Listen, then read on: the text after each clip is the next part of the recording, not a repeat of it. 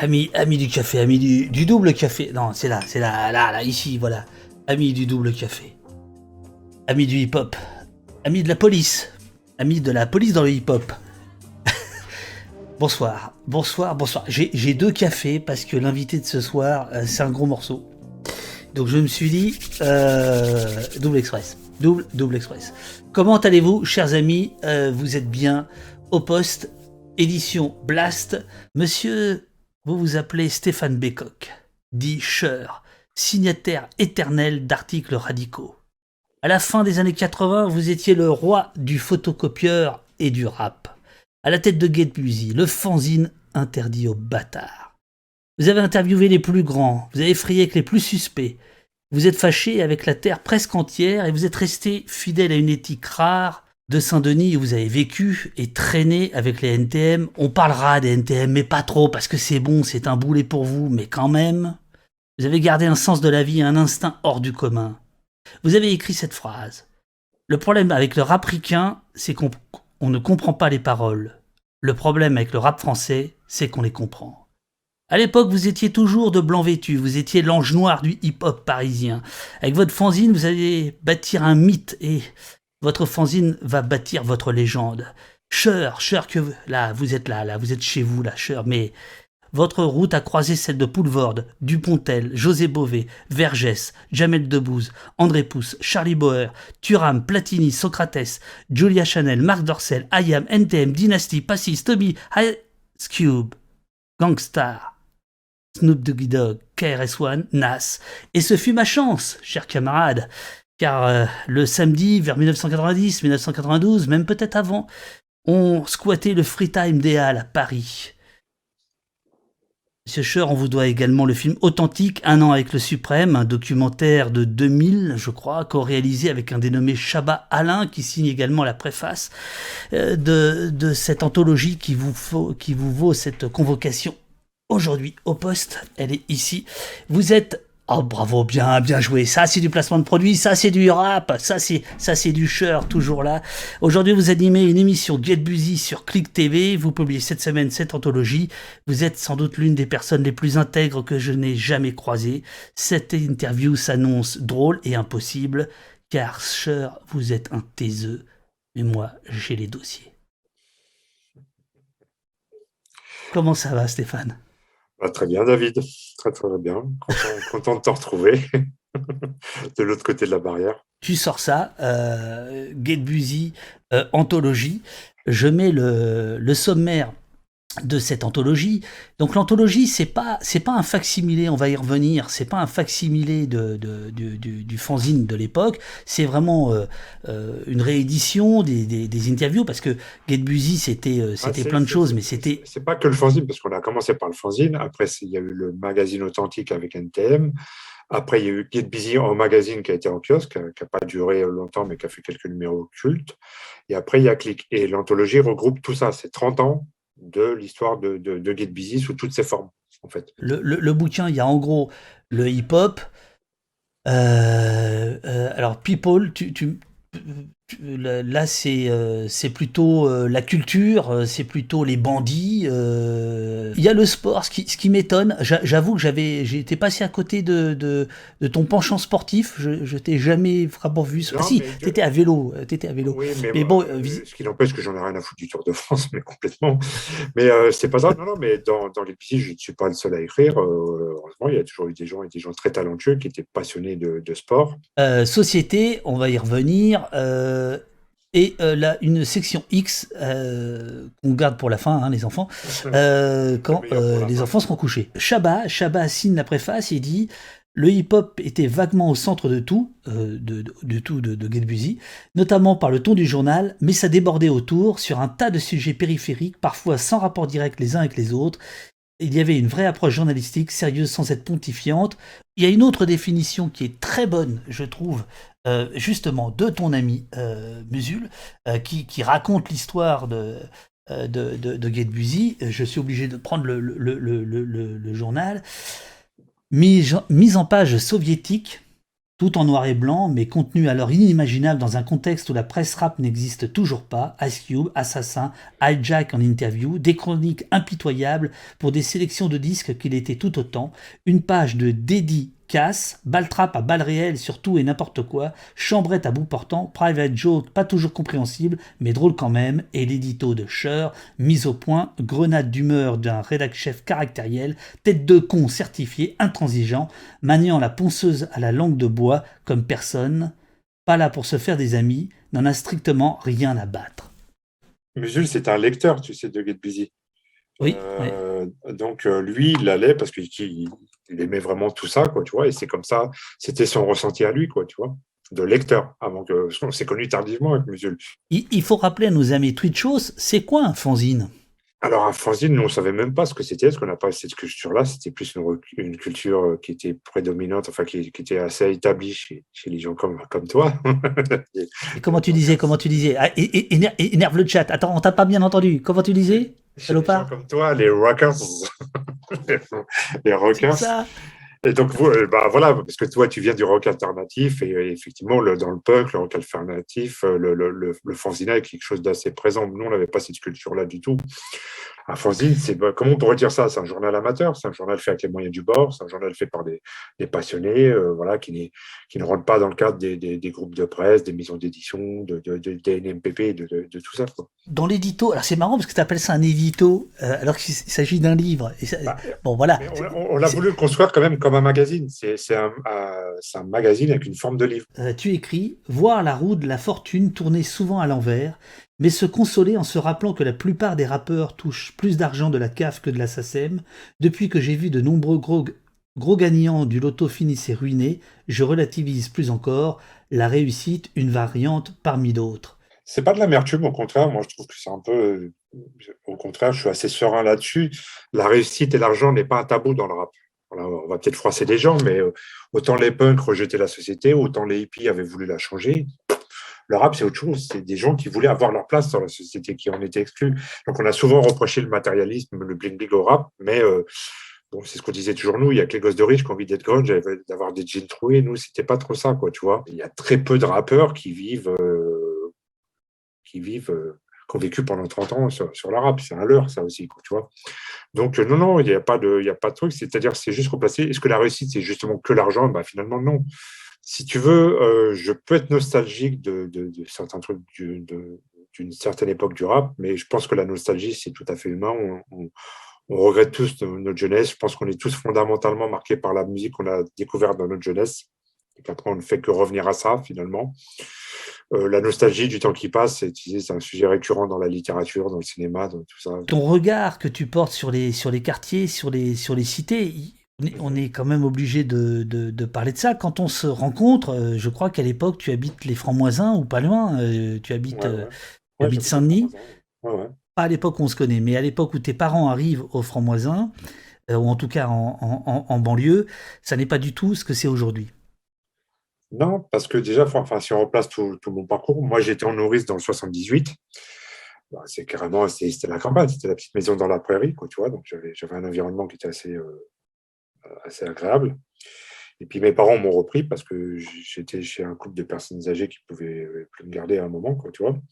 Donc mes parents me reprennent et en fait, on se retrouve à la plaine Saint-Denis et c'est les vieux immeubles insalubres, c'est-à-dire, donc ça veut dire pas de salle de bain et les chiottes sur le palier. Et bon, moi, c'était un vrai choc pour moi déjà, parce que je passe d'une grande maison avec un hectare de terrain à côté d'une forêt et tout ça, à deux pièces, comme je dis, avec pas de salle de bain. Et puis, c'est ça, c'est les années 70. Faut replacer dans le Oui, oui, bien contexte. sûr. C'est pas Cosette non plus. C'était le lot de beaucoup de gens à l'époque et de beaucoup d'immigrés aussi, quoi, tu vois. Et donc, on trouve un appartement au Franc-Moisin. Et quand on arrive au Franc-Moisin, la cité est encore en construction. C'est-à-dire tous les bâtiments ne sont pas finis. Il y a encore des grues. Il faut replacer ce que c'était les Francs-Moisins. C'est un des plus grands bidonvilles d'Île-de-France avant. Tu sais, tu avais Nanterre et tu avais Saint-Denis donc qui construisent là-dessus. Et quand ils construisent ça, c'est un progrès social. On se retrouve avec un grand appartement, un ascenseur, un vide ordures, une salle de bain avec une baignoire. Dehors, tu as des jolis espaces verts avec des jeux, des tourniquets, des toboggans. Sur le coup, c'était un progrès social. C'était un progrès, les grandes barres HLM. Alors que quand tu crées Get Busy, 1990, le décor a changé. Je n'ai vu que ça se dégrader. Je n'ai pas vu d'amélioration là-dedans, quoi, tu vois. C'est-à-dire, OK, alors, il y a des rénovations urbaines, comme ils appellent ça, des trucs. Après, c'est devenu une épine, ces grands ensembles, parce qu'il fallait répondre à une urgence. Il fallait non plus, il ne faut pas oublier, construire à bas coût. À bas coût. Par exemple, tu vois, c'est un truc que j'ai découvert, ça, que je ne savais pas. Pourquoi des fois les immeubles sont si proches les uns des autres? C'était pour ne pas avoir à déplacer la grue. Quand tu regardes toutes ces barres-là, le problème, c'est le vase clos, quoi, tu vois. C'est-à-dire que les gens sont enfermés. Nous, pour te dire, par exemple, on était au Franc-Moisin. Franc-Moisin, ça se situe à la frontière même de Aubervilliers, La Courneuve et Saint-Denis. On appartient à Saint-Denis. Mhm. Tu traverses la rue Casanova, enfin l'autre rue qui passe, tu es à Aubervilliers, et tu fais 500 mètres, tu es aux 4000 à La Courneuve. Donc déjà, bon, tu vois, t'imagines un peu le décor. Mais déjà, nous, quand on allait dans le centre-ville de Saint-Denis, on disait on va à Saint-Denis, comme si on disait on va à la ville. Tu comprends? Parce que Mhm. la cité, c'était une ville en soi. C'était une ville dans la ville. Donc tout ça, ça se dégrade parce que c'est fait pour répondre à une urgence. Et donc, c'était conçu pour ça, mais pas comme des lieux de vie. Et après, quand il y a eu le repos familial, je pense que ce n'était pas conçu pour avoir des épouses, des enfants qui vivent là, parce qu'il n'y a pas d'épanouissement. Et puis surtout, c'était les cités HLM, c'était la classe ouvrière, et au bout d'un moment, la classe ouvrière, elle se retrouve au chômage. Et Chas qui te dit le rap et le hip-hop ont beaucoup bénéficié d'une loi de droite, tout bon, qui a imposé un minimum de chansons en français et qui a poussé Skyrock à devenir 100% français en puisant largement dans les jeunes artistes rap, R&B et hip-hop. Tu te souviens de ça ou pas? Oui, oui, mais ça, c'est vrai, c'est un tournant, parce qu'il y a cette loi sur les quotas de chansons en langue française, et qui est un vrai casse-tête pour les radios, t'imagines bien. C'était pas leur priorité, parce que la chanson française, c'est RR Chanson ou c'est RFM à ce moment-là, en vérité. Les Ouais, radios ouais. à la Fun, Énergie, Skyrock, c'est des radios qui sont plutôt, qui passent de la musique anglo-saxonne, donc ils se retrouvent avec une épine dans le pied, en vérité. Et comment ils font? Et Skyrock a la bonne idée de puiser dans ce courant-là qui est en train d'exploser, qui est en train de monter, de miser là-dessus. Voilà, maintenant dire que c'est une loi de droite, c'est une loi qui a été faite par un ministre de droite. Est-ce que la loi intrinsèquement en elle-même est de droite? Ça ne veut rien dire. Ils font tous l'ENA, ils ont tous été sur les mêmes bancs, et puis à la sortie, c'est gauche ou droite, quoi, tu vois. Donc, IAM NTM, je m'attendais pas à ça dans l'anthologie. Et Ramon Saladier qui dit voilà, le groupe plutôt gentil et calme et le groupe plutôt revendicateur mais pas trop, IAM NTM. Pourquoi tu as ressenti, vous avez ressenti le besoin là alors, aussi je de t'explique revenir sur pourquoi. ça, IAM NTM? Parce que c'est Alors, vieux, on s'en fout maintenant, non? oui, quelque part, mais on pourrait dire de tout ce qu'il y a dans le livre qu'on s'en fout et que c'est vieux aussi, si on veut aller Pas par là. du tout, pas Mais du tout. après, effectivement, il y a des trucs qui traversent mieux le temps que d'autres. Nous, c'était logique parce que c'est notre époque à nous. Si on parle de notre époque du rap, qui Busy, c'est l'époque où c'est I Am NTM, qu'est-ce que je te dis, c'est comme ça, ou Public Enemy, KRS-One, en France, c'est I Am NTM. Et puis surtout, comme c'est les deux groupes rivaux, parce que tu sais qu'il en faut toujours deux, hein, les Stones, les Beatles, bon, voilà, c'est comme ça. Je pense que le rap n'aurait pas été aussi ce qu'il est s'il n'y avait pas cette rivalité, cette opposition, quoi, tu vois. Et puis nous, on a une histoire commune avec ces deux groupes indirectement. On a été proche d'NTM, on a été un peu en guéguerre avec IAM. Et aujourd'hui, c'est ce que je dis dans le livre, c'est un peu paradoxal parce que je suis plus du tout en bon terme avec NTM. Et avec IAM, on n'a aucun souci aujourd'hui entre nous, tu vois. Et si vous n'aviez pas vécu ça à l'époque, vous ne pouvez pas comprendre l'importance de ce qui vient d'être dit ici, parce qu'effectivement, c'était quand même la guerre de religion, le schisme. Même si je me souviens très très bien de toi me disant, à propos de la première cassette d'IAM, avant même leur premier disque, en me disant, ça tue. Tu avais le cousin de Squad qui était à Marseille et qui leur donne la cassette, ou je ne sais plus enfin, comment ça se passe. Et Squat et Joe, ils la ramènent à Paris et ils la font tourner à tout le monde parce que c'est une baffe. Tout le monde se prend une claque. À l'époque, IAM, ils ont 5 ans d'avance sur tout le monde. Une photo incroyable où on voit Joe Star, Rockin' Squat, IAM, je crois que c'est à la sortie d'un studio. C'est la sortie d'une émission d'André Berkoff, un homme de gauche encore. André Berkoff, alors Ouais. ouais, Je pense que si absolument, vous oui, oui, c'est parliez, ça.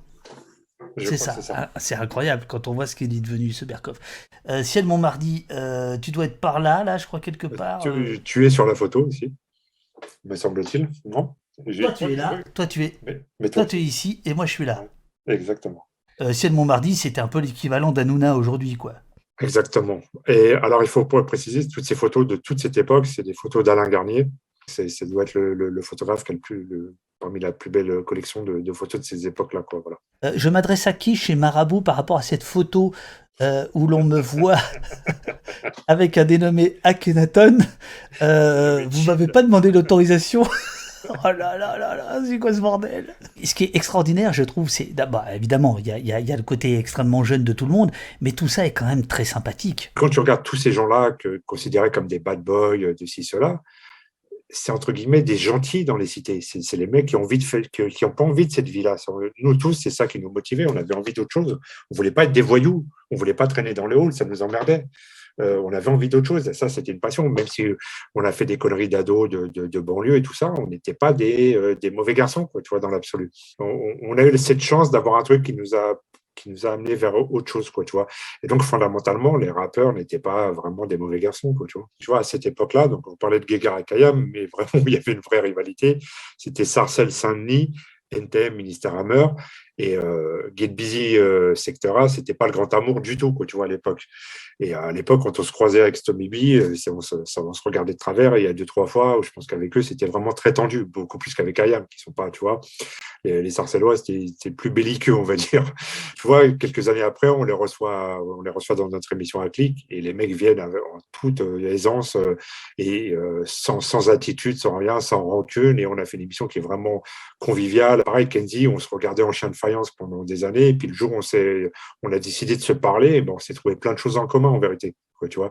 Donc, c'est les paradoxes de la vie, voilà. C'est ça qui est amusant. Les entretiens de rap, alors qui sont super parce que c'est la méthode Get Busy, c'est-à-dire que vous arriviez à plusieurs, vous arriviez en retard, hein, c'était quand même ça votre truc, votre marque de fabrique.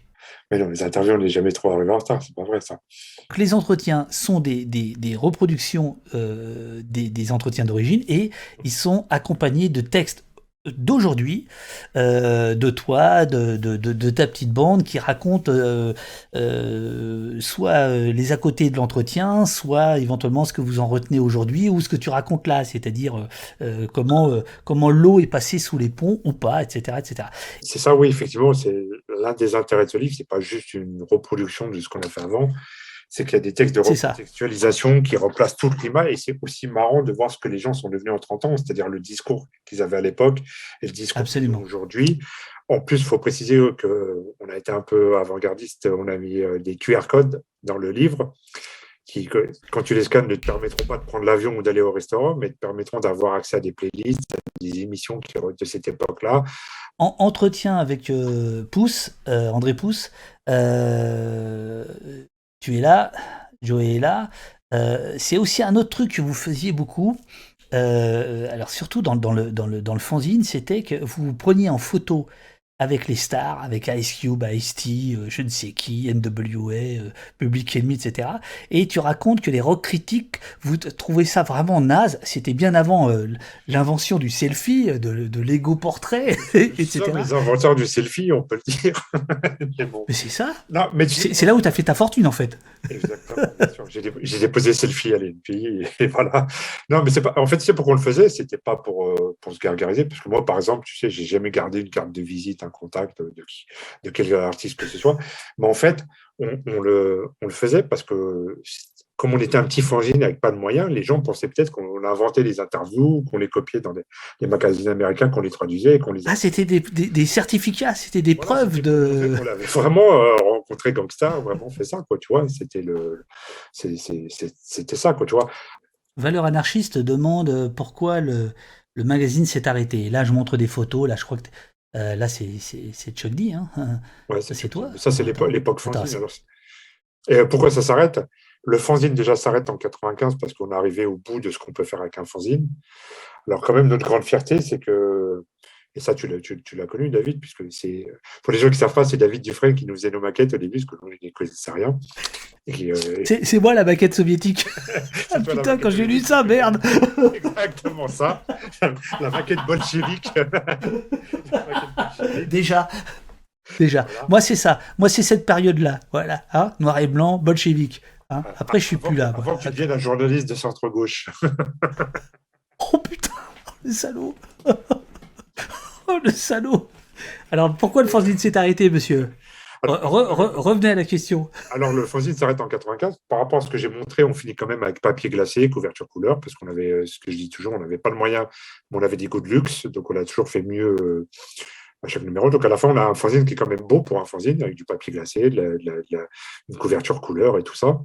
Mais on arrive au bout de ce qu'on peut faire avec un fanzine, c'est-à-dire qu'on l'a mis dans 5, 6, 7, 8 magasins en région parisienne.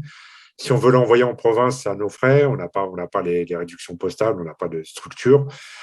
Comment tu fais quand tu envoies 10 numéros à Dijon pour récupérer les thunes et puis récupérer les 4 invendus ou les 5 invendus? On ne pouvait plus, c'était plus gérable. Il y avait aussi beaucoup d'histoires internes qui m'ont usé moralement. Et puis, tu as toute la presse rap qui arrive avec des groupes de presse et tous les budgets pubs vont chez eux et tout ça. Donc, on n'a plus les mêmes armes, on ne peut pas lutter avec ça. André Pousse, c'est Joey qui pose la question justement. Il dit pour le magazine, on a aussi interviewé des acteurs porno et là Pousse vous répond mais chacun fait ce qu'il veut dans la vie.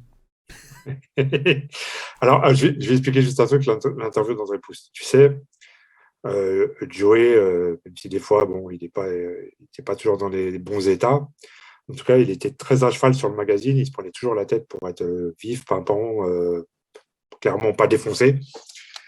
Sauf ce jour-là avec Pouce, c'est le seul interview qu'on a fait où il n'était pas dans son état normal. Mais tu sais pourquoi? Parce que je pense qu'il était tellement excité, impressionné dans le Pouce, il était comme un enfant. C'est très dur à retranscrire, il était comme un gosse devant Pouce, quoi, tu vois. Et à un moment, il était tellement stressé qu'il monopolisait la parole. Et à un moment, Pouce s'arrête de parler, il lui dit mais tu vas fermer ta gueule, toi. Et t'imagines Joey tu vois, les gens imaginent que n'importe qui lui dit ça va mal se finir. Et Joey était là à s'excuser, mais comme un enfant vraiment devant Pouce. Et puis au bout d'un moment, il est sorti dehors pour reprendre un peu ses esprits. Mais je pense qu'il était vraiment comme un gamin impressionné par Pouce. C'était assez touchant de voir ça, quoi. Gaël te demande, ça se vendait à combien d'exemplaires le magazine à l'époque? Le fanzine, le tout premier, c'est 200 exemplaires. Le tout premier, on a dû en faire 100, même pas. C'était 8 pages agrafées, photocopiées. Et à la fin, je crois que le magazine, on était à 2500 exemplaires. Ce qui est pas mal pour le fanzine. Ce qui est plutôt pas mal pour un fanzine. Oui. Page 132, il y a Dieudonné. Alors évidemment, Dieudonné aujourd'hui, d'où l'intérêt des recontextualisations. On explique comment ça s'est passé, à quelle période ça s'est passé. Et c'est pas alors vas-y, il faut quand même l'expliquer. C'est à l'époque où Dieudonné est le chouchou de tout le monde, de la gauche déjà. C'est à l'époque où il se présente à Dreux contre. Déjà, il vient de se séparer de Elie Semoun. Il est à l'époque de son tout premier spectacle solo, qui est une réussite totale, qui est salué par toute la critique, parce qu'on pourra dire ce qu'on veut sur lui, c'est quand même un mec d'un talent dingue. Mais à l'époque, il est tout à fait fréquentable, tout à fait recommandable. Tout le monde le courtise, le PS surtout. Ah, c'est mieux que ça. Vous allez l'interviewer à Dreux. Les Verts, ouais. Vous allez l'interviewer à Dreux. À Dreux, il est candidat contre le Front National. Alors, il fait du. En tout cas, il avait l'intention de se présenter.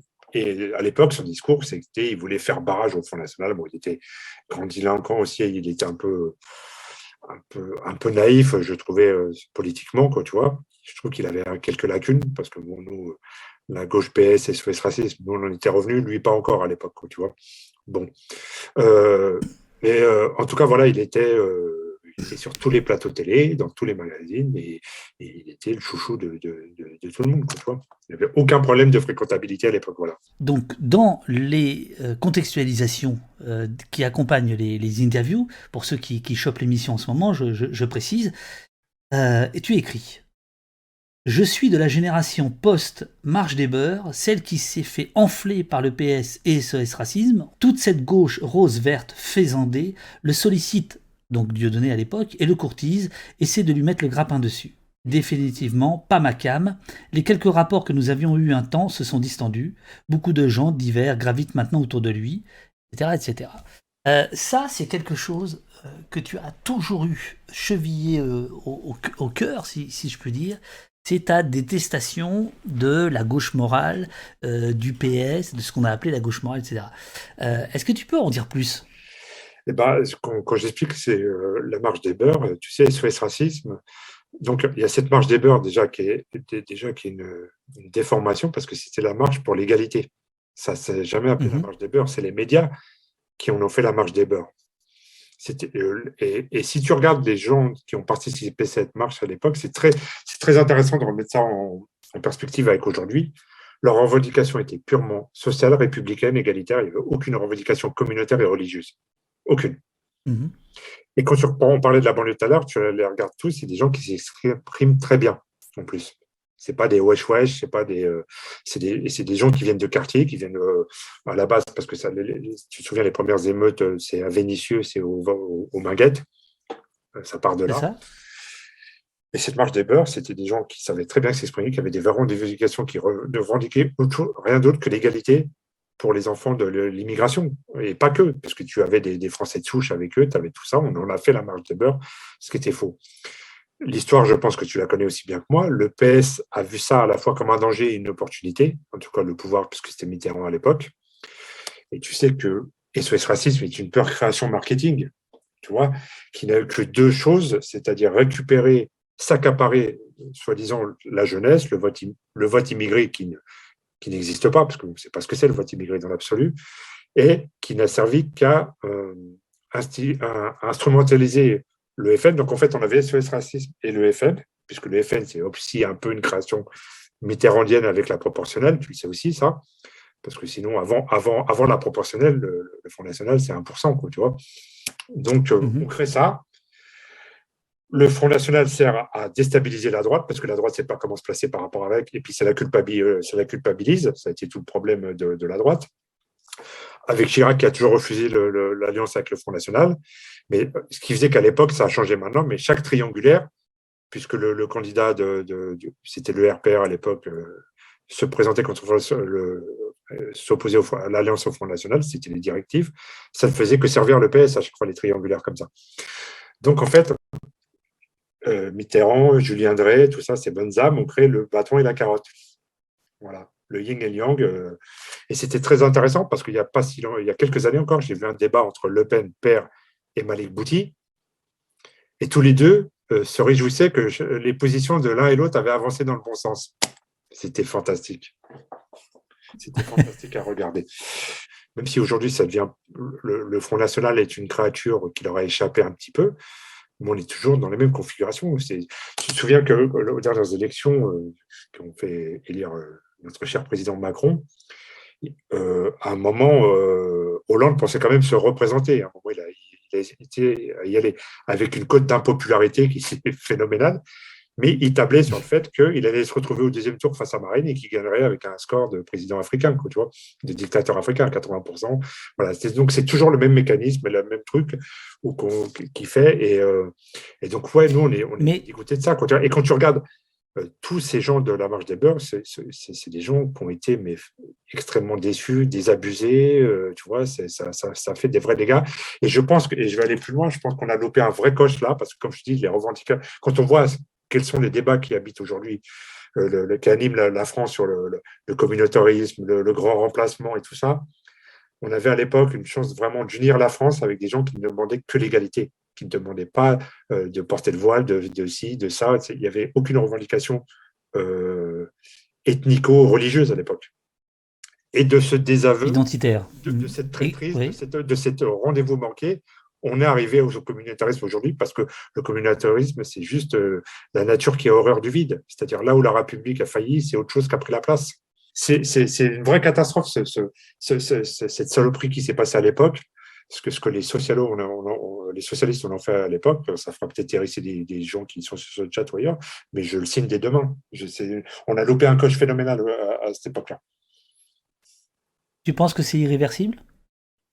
Ça me paraît bien mal engagé aujourd'hui, tu vois. Ça me paraît bien mal engagé parce que chacun campe sur ses positions et puis il y a des. Je sais. Là, je vois pas de sortie de ce truc-là. On arrive à des dialogues de sourds, tu vois, qui même divisent la gauche, qui divisent la droite, qui divisent la gauche, qui divisent même les enfants d'immigrés entre eux. On a un truc qui est vraiment, et chacun aujourd'hui dans ses positions. Quoi, tu vois, si tu n'es pas pour le voile, tu es un facho. Si tu n'es pas contre le voile, tu es un collabo.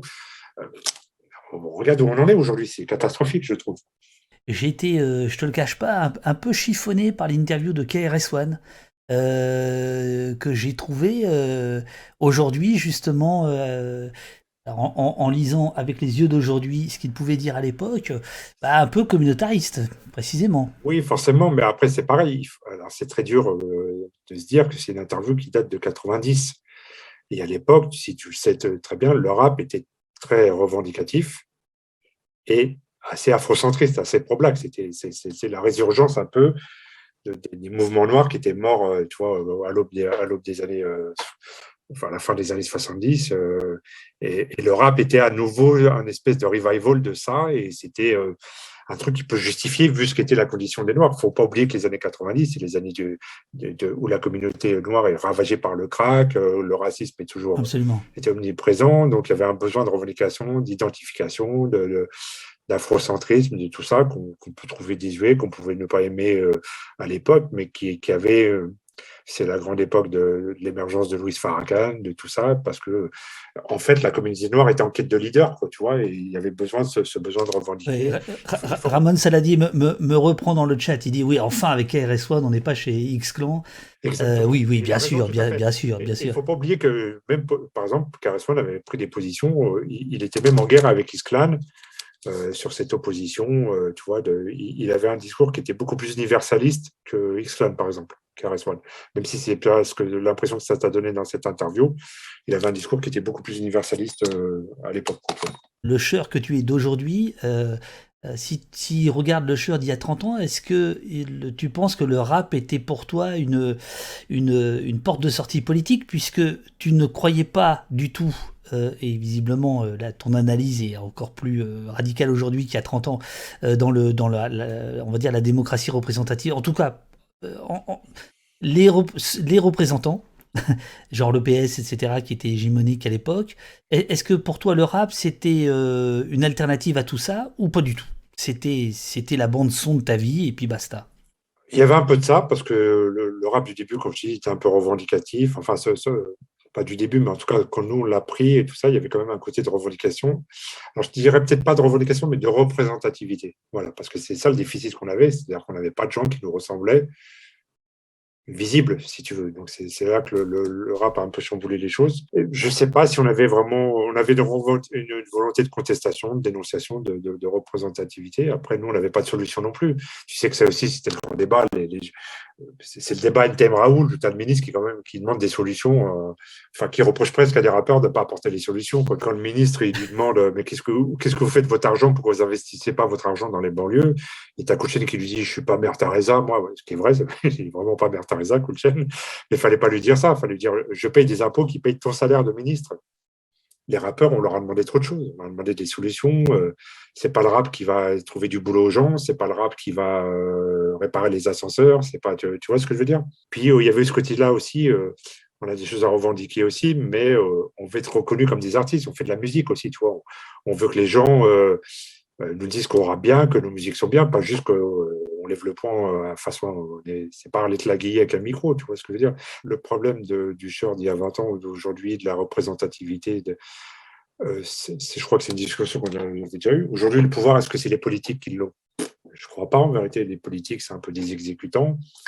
Le pouvoir, aujourd'hui, c'est le marché, c'est la finance, c'est l'économie, c'est au-dessus des pays, c'est au-dessus des gens. C'est ces gens-là qui, à coup d'argent, décident plus ou moins qui va être qui, quoi qu'on en dise, quoi, tu vois, qui va truc. L'exemple frappant, si tu te souviens, quand il y avait l'histoire de ArcelorMittal, là, le géant de Ouais. la sidérurgie indien, puis qui a plié les Gaules en laissant tout le monde en chien en France, et t'as Montebourg qui est monté sur ses gros chevaux de trou du cul, là, qui a dit oui, ça se passera pas comme ça.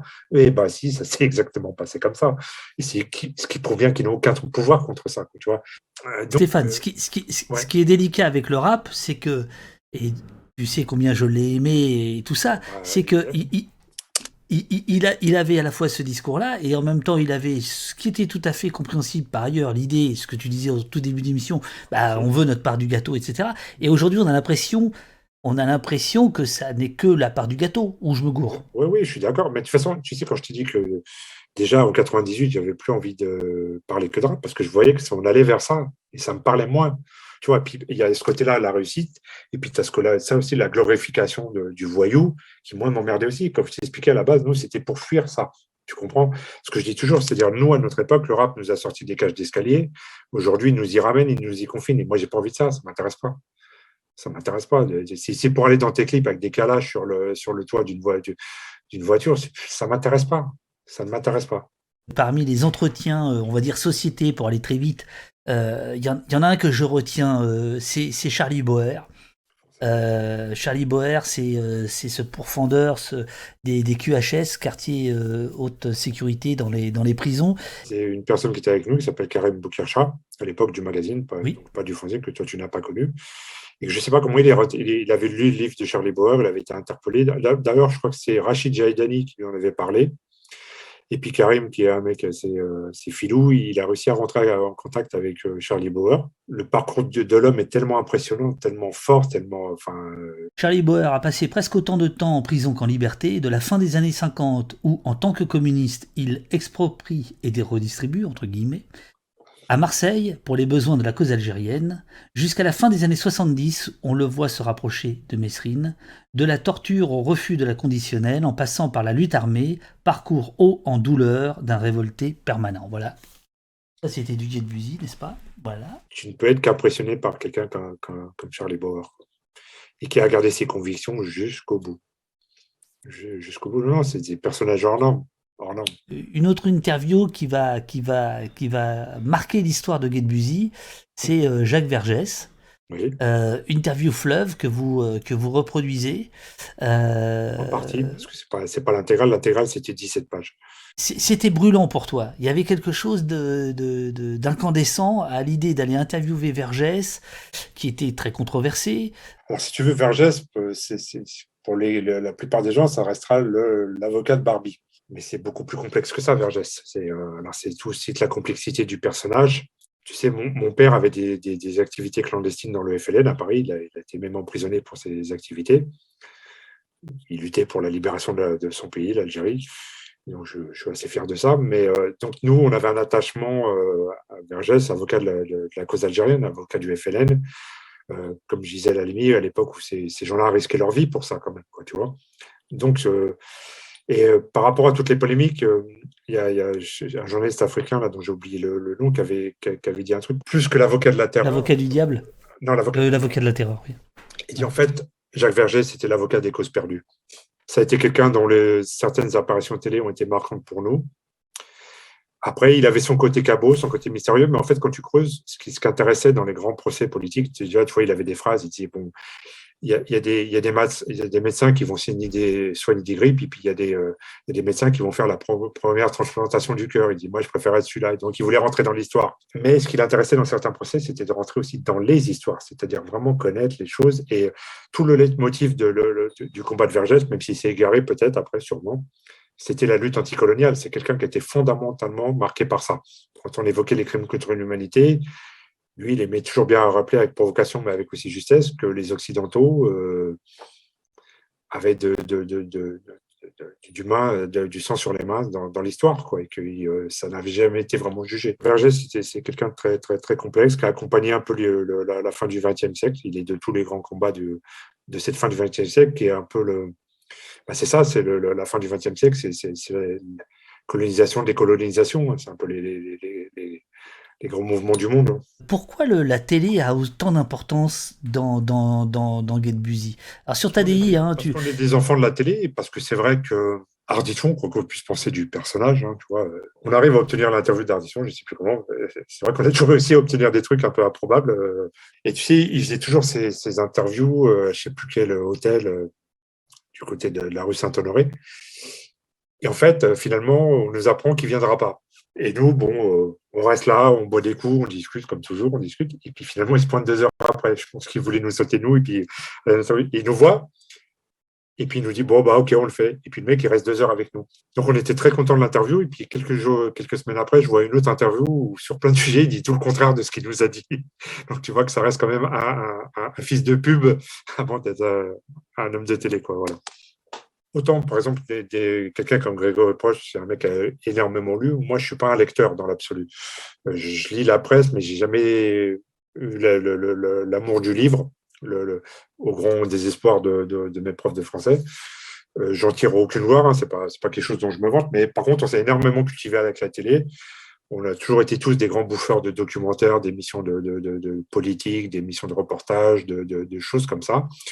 Et c'est vrai que dans le côté entertainment un peu cultivé, Ardisson, c'était quand même top, quoi, tu vois. Enfin, Oui, mais toi, dont la quête, me semble-t-il, est quand même l'authenticité, hein, c'est pas pour rien que tu as appelé, bon, même si c'était évidemment une référence au NTM authentique, mais je veux dire, voilà, l'authenticité, quand Get Busy c'était interdit aux bâtards, c'était cette façon-là de dire, voilà.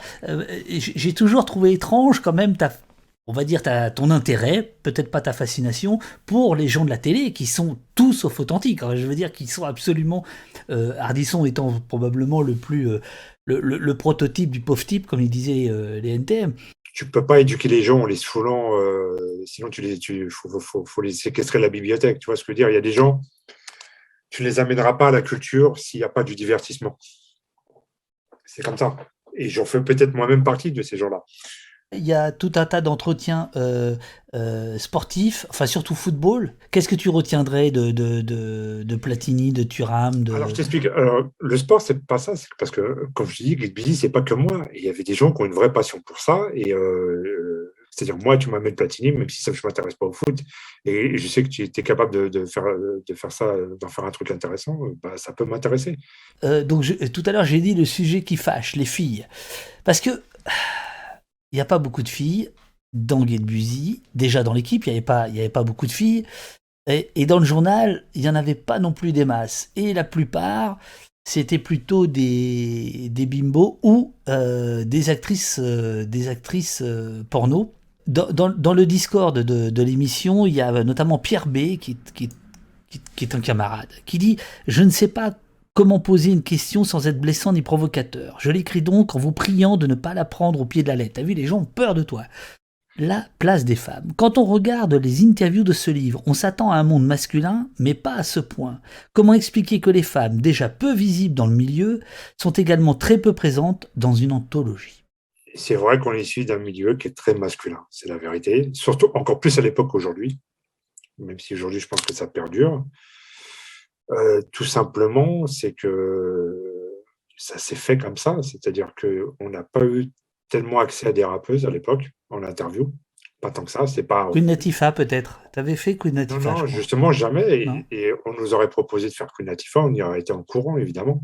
MC Light, tout ça. C'est juste qu'on n'a jamais eu accès à ces personnes-là. On a Mary J. Blige, qui est une chanteuse importante dans le R&B hip-hop, voilà. Il aurait fallu 800 pages, on ne pouvait pas tout mettre. Donc, effectivement, on a fait des choix qui sont arbitraires. Oui, on était issu d'un milieu qui était très fermé, très masculin malgré tout. On n'a pas été fermé complètement. Il y a eu des articles sur le sport, sur les sœurs Williams, par exemple. Il y a eu des choses. Il y a eu d'autres filles qui ont écrit à part Laure aussi. Tu peux prendre le cas de Laure. Je ne veux pas la mouiller dans cette histoire, mais Laure n'a interviewé pratiquement que des rappeurs. Et Laure ne nous a jamais ramené une interview de filles. Moi, il y a un truc qui me dérange toujours dans cette revendication. Il faut des femmes. Je veux bien, mais il faut des femmes si il y a un truc qui le justifie, qui c'est pas. Moi, je déteste le truc de on va mettre des femmes pour mettre des femmes. Tu vois ce que je veux dire? Je trouverais ça encore presque plus insultant. Mais aujourd'hui, par exemple, je referais un Get Busy. J'adorais avoir Blanche Gardin. J'adorais avoir voilà. Mais c'est pareil. Si je regarde par exemple dans le comique aujourd'hui, oui, il y a Blanche Gardin. Mais il y aurait peut-être trois autres mecs qui font du stand-up qui m'intéresseraient, tu vois. Donc, on serait quand même à 3 contre 1. Mais est-ce que c'est à nous qu'il faut le reprocher? Il faut reprocher pourquoi, dans le milieu, par exemple, là, je prends l'exemple du comique, pourquoi il y a une majorité de mecs et c'est pas nous qui l'avons. C'est pas nous, Get Busy, qui avons décidé de ça. Aujourd'hui, tu vis comment, Stéphane? J'ai un boulot alimentaire qui n'a strictement rien à voir avec ça parce que, comme je l'ai expliqué, tout le monde, je pense, l'a compris. Nous, ça a été ça. Ça a été un truc qui est devenu un peu culte, mais qui n'a jamais été une affaire financière florissante. Donc, j'ai un boulot à côté, ce qui me donne un équilibre, ce qui me permet de faire tout ce que je fais aujourd'hui sur Click ou faire ce livre en toute liberté parce que je sais que je ne dépends pas de ça pour payer mon loyer, remplir mon frigo. Donc, ça me laisse une tranquillité d'esprit qui est fantastique aujourd'hui pour ça. Donc, je n'ai pas de problème avec ça, quoi. Le boulot alimentaire, on peut dire ce que c'est ou pas? Oui, oui, je travaille dans l'hôtellerie. Les veilleurs, quoi. Je suis réceptionniste de nuit, mon ami. J'arrive dans les urgences. Réceptionniste des nuits. Bah, en gros, t'as pas changé. Je veux dire, d'une certaine manière, c'est toujours ça. Et alors, dans l'anthologie, Mouloud Achour te pose la même question que celle que je viens de, vous poser, de te poser, et tu lui réponds. Comment tu gagnes ta vie quand tu t'arrêtes? Tu lui réponds mal, je fais des boulots à la con. En même temps, je n'avais plus envie de ça. Ça ne veut pas dire que j'étais content d'aller faire des tafs alimentaires, mais je n'ai jamais réussi à voir ça comme un plan de carrière. Tu sais, moi, la célébrité, je m'en fous. Et là, il va y avoir une phrase que je trouve absolument magnifique. Je suis content qu'on reconnaisse un peu ce que j'ai fait, mais mon rêve absolu, ce serait d'être assis dans le métro à côté de mecs qui lisent Get Busy sans savoir que c'est moi. C'est ce que j'explique aussi dans l'interview par rapport à Joey. Tu sais, comme je te dis, je me prenais la tête avec des fans et je me dis, ouais, mais t'es jaloux de Joey. Non, mais moi, je l'ai côtoyé, j'ai vu c'est quoi sa vie au quotidien, j'ai vu l'enfer que c'est la célébrité. Comme il kiffe les bagnoles, je dis, viens, il y a un salon, je sais plus où, on va au salon de bagnole. Je suis sûr qu'au bout d'une demi-heure, c'était infernal. Il y avait 40 personnes qui le suivaient. Et encore, il n'était pas au degré de notoriété où il est aujourd'hui. Moi, je suis super content de pouvoir aller acheter le pain en bas de chez moi et que personne ne me reconnaisse, en tout cas que personne ne m'emmerde. La célébrité, ça rend fou. C'est un enfer à ce niveau-là. Après, on va, on va pas non plus plaindre parce que le succès est censé aller avec une certaine somme d'argent. Et encore, théoriquement, c'est même pas sûr. Mais cette vie-là, moi, elle m'intéresse pas, vraiment pas. On voit quand même que tu as un cousinage aigre-doux avec le show business. Puisque bah, à un moment donné, il y a tel ou tel manager des NTM, il va y avoir tel ou tel label manager du même groupe, etc., avec qui tu fais un peu, tu chemines, et puis de temps en temps, tu leur claques la porte au nez en disant ah non, moi j'en ai marre, moi je suis pas là pour faire la promo des NTM, etc. Il y Euh, a toujours, il y a toujours un moment où ça me convient pas, quoi, tu vois. Il y a plusieurs autres trucs comme ça. À chaque fois que je me suis retrouvé vraiment dans ce genre de truc, moi, tu le sais, je suis pas un mec qui va en soirée, tout ça, ça m'intéresse pas. Mais deux, trois fois, j'ai été comme je dis, je vais essayer de sociabiliser, de voir. Et à chaque fois, je me retrouve là-dedans, je me dis, mais qu'est-ce que je fous là, quoi, tu vois. Ça me demanderait trop d'efforts pour faire semblant qu'ils sont. Et je sais pas le faire. Ça se verrait sur ma gueule. C'est sûrement ça qui m'a fait c'est ce que c'est des opportunités, mais est-ce que ça en était vraiment? Tu sais, les Américains ils ont un proverbe que j'aime bien, ils disent Everything is not for everybody. Bah, peut-être que ce monde-là, il n'est pas fait pour moi et c'est très bien comme ça, quoi, tu vois. Valeur anarchiste dit dans le chat, c'est l'intégrité, ça. Je sais pas si c'est peut-être, c'est peut-être autre chose. Peut-être que je suis pas adapté, tout simplement, je suis inadapté à ça. Voilà, peut-être. J'ai jamais réussi à faire les choses uniquement pour l'argent. Est-ce qu'il y a quelque chose d'essentiel que nous n'avons pas abordé par rapport à cette anthologie qui est essentielle, qui coûte un cadeau de Noël. On est bien d'accord, ça Oui, coûte mais quand même. c'est ce qu'on Putain, a. ça Il coûte faut combien? préciser. 39 €. Vous avez 39 € les gars, Non, vous mais vous c'est ce rendez qu'on compte? appelle dans le milieu de l'édition, c'est un beau livre. C'est un grand format, c'est un livre qui est. C'est un beau livre. Alors, c'est pas une appellation pour être C'est un beau livre. Non, non, que je me donne, c'est mais un beau gros dans livre. l'édition, on appelle ça les beaux livres. Donc, c'est des livres qui sont un petit peu Absolument. chers, mais qui sont d'une qualité, voilà, quoi. Enfin, c'est un pavé, quoi. C'est un bottin, quoi. Ça peut servir d'arme d'autodéfense au cas où, mais voilà, Attends. Tu peux le faire façon Pierre Belmar, s'il te plaît? Ce sera mieux. alors, en prix exceptionnel de 39 € aujourd'hui, jusqu'à demain, exceptionnellement, avec les M6 boutiques. Donc, voilà. Et voilà, tous les gens qui ont interviewé là-dedans. Il y a 42 interviews, plus les recontextualisations, plus les QR codes qui vous amènent à des playlists YouTube, à des playlists Deezer. Vous allez découvrir de la musique, vous allez découvrir des documents d'époque, des reportages d'époque. Donc, il y a encore d'autres choses à découvrir à partir du livre, au-delà du livre. Voilà. Arrête de troller le prix du livre d'Usher. Ton bouquin de 1991 coûtait 159 francs. Bon, ça fait 26 €, mais il coûterait 40 aujourd'hui. Ils sont beaux à Et c'est vrai, et c'est vrai, 159 balles, c'est marqué là. Et je me souviens de la honte que j'avais. Je te remercie de ne pas avoir sorti la petite perruque que tu avais préparée, mais tu peux le faire maintenant si tu veux. Hein. Parce qu'en fait, David et moi, c'est une longue histoire. Voilà, un petit peu un résumé de David et moi. David Dufresne, Cher Busy. Voilà. T'es con. Bon, super. Merci beaucoup. Merci beaucoup. C'est J'espère très que... intéressant. Je suis content qu'on ait pu parler de plein de choses et sans langue de bois et tout ça. Et j'espère que les gens qui ont regardé cette émission, ça leur a plu, qu'ils ont découvert des choses qui les intéressent. Voilà. On pourra le revoir. Il y a un replay de ça, si les gens peuvent le consulter, ça ou pas? Et oui, D'accord, ok. Merci. oui. Moi, je suis pas, je suis pas aussi avant-gardiste que toi, j'ai pas encore compris Twitch. Mais oui, on nous dit qu'il faut qu'on y vienne aussi, donc tu vas m'apprendre Donc, encore. bah voilà, on recommence, on continue. Ah, super, c'est génial. Histoire sans fin. David, bon, les gens ont compris qu'on se connaissait, mais c'est vrai que David a été important au départ de Get Busy. C'est quelqu'un qui nous a. Farid te dit oui, il y a une VHS de l'émission. Un Super 8. Oui, c'est ça. Ou alors une soirée diapo, vous pouvez voir l'émission diapo. Mais ouais, donc, David nous a beaucoup aidé. C'est quelqu'un qui a toujours été fantastique avec nous et que j'aime beaucoup. Voilà. Arrête tes conneries. Et Arrête tes David conneries. et son compère que j'ai connu grâce à lui, enfin eux deux en même temps, Yannick Bourg. Voilà, c'est deux rockers que j'aime beaucoup. Salopard. Bon, allez, à bientôt. À bientôt. Merci beaucoup, Stéphane. Et bravo, bravo, parce que là, je crois que c'est la première fois que je te vois travailler. Là, t'as fait travailler beaucoup, comme d'habitude. Mais non, bel ouvrage. Bel ouvrage. Voilà. Bah, faut remercier tous les gens qui ont participé, hein, Grégory Poch, Rin Musieux, Le Vrai Mination, Armen, qui d'autre encore, Saïd, enfin tous les gens qui ont fait un peu l'histoire de Get Busy aussi, qui ont été importants dans cette histoire. Voilà. Merci beaucoup, mon cher Stéphane. Je vais rester avec le chat quelques instants. Range quand même ta chambre derrière, ça m'a l'air d'être un beau bordel.